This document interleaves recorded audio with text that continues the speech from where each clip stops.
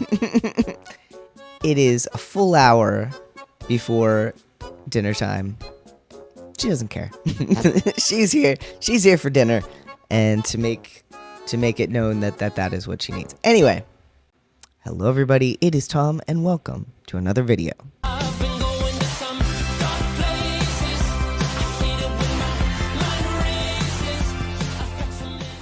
Please ignore the cat staring judgmentally over my shoulder.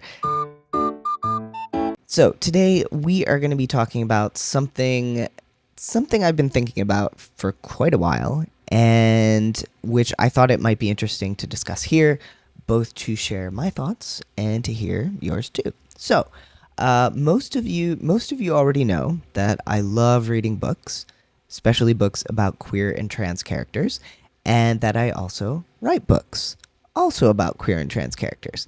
And one thing that has come up as a criticism more than once about my books and a lot of the books I enjoy reading is the fact that they're all pretty positive and hopeful. And, you know, while the characters definitely experience challenges, overall, I prefer to write and read happy, hopeful, feel-good kind of stories where nothing too traumatic happens and, you know, everything is okay in the end.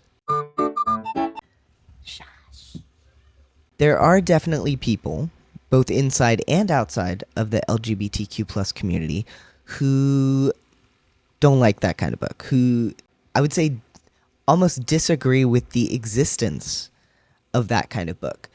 You know, people who think that happy, joyful stories about queer and trans people shouldn't exist because they're not realistic enough. It is absolutely true that discrimination and trauma are things that a lot of queer and trans people still experience, especially in today's climate. So is it right to gloss over those things and maybe give the impression that things are easier than they actually are? Like, is it an insult to the queer and trans experience in general if we kind of ignore those things? So, you know, obviously these are some big questions and ones that different people are bound to have different feelings on. But since this is my video, you get to hear my thoughts on the subject. Oh God, I misspelled here in my notes. So first of all, to be clear, I am not saying that stories about queer and trans people should not include trauma.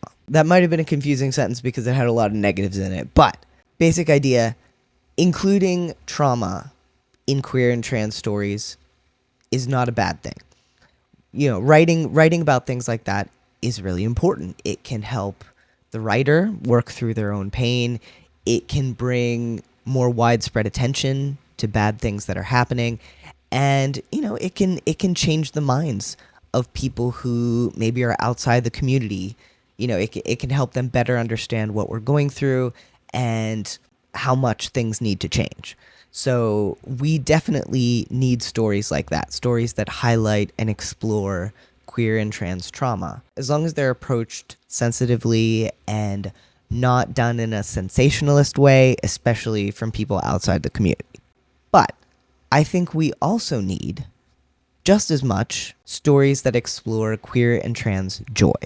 If you've had a tough time as a queer or trans person, I can definitely see how it might be hard to read a story where the main characters don't have to go through anything like what you went through. But also, the fact is that, you know, these days, even in our current hellscape, there genuinely are people who are able to live as their true, authentic selves and receive very little pushback from the people around them. Those stories are just as valid as the ones that highlight our trauma and our pain. And I think they not only serve as messages of hope and promise about the way the world could be, but they can also serve as sort of an educational tool and like a blueprint for the future. So one of the many things I love about Heartstopper is that it does such a great job of teaching things, of like modeling behaviors. You know, how to react when someone comes out to you, how to be mindful of consent with your romantic partner, how to spot a toxic relationship, how to talk to people in your life about your mental health, etc., etc. Like, as much as we might love Heartstopper as adults, the fact is that its primary audience is young people, and these are important lessons for them to learn. Along those same lines, I think that especially in young adult books and all other forms of media geared toward that age group, showing how you should treat queer and trans people, like modeling the right ways to support them and be good allies to them, I think that's really valuable and especially important these days. You know, more than anything else though, I think joyful queer and trans stories are so important because they can give us hope. It's only recently that like the bury your gays trope started to get buried itself. I mean, you still see it sometimes, but more and more queer people are being allowed to have those happily ever afters. You know, we're not still living in the days of the Hays Code when you were only allowed to show queer people in film if they were shown in a negative light or, you know, came to some horrible end. The fact is, plenty of queer people are living happy lives. Not lives without challenges, but happy lives. And it's the same for trans people. Like, I am a trans people. And while I have definitely experienced challenges and trauma, most of it when I was a lot younger and, you know, dealing with like the cultural norms of the 90s and early 2000s, like, I'm still basically living a nice, good life where the fact of me being a queer trans person doesn't really cause me much difficulty. Like, if anything, it has enriched my life and led to a lot of positive things I never could have imagined as like a closeted teen living in a conservative small town. So, you know, positive stories about queer and trans people are realistic. There's also just the simple fact that when times are tough, a little escapism can be really helpful. You know, seeing a vision of how things could be and how they actually are for some people, it can help a lot. It might give you just enough hope to push through all the badness we're going through right now and come out okay on the other side. And yeah, like, sometimes it's hard to come out of a joyful, heartwarming book and face like the harshness of reality again, but some of that joy always bleeds across into real life, at least for me, and, you know, makes reality a little easier to bear, and maybe makes it a little easier to believe that reality could be like that sometime soon.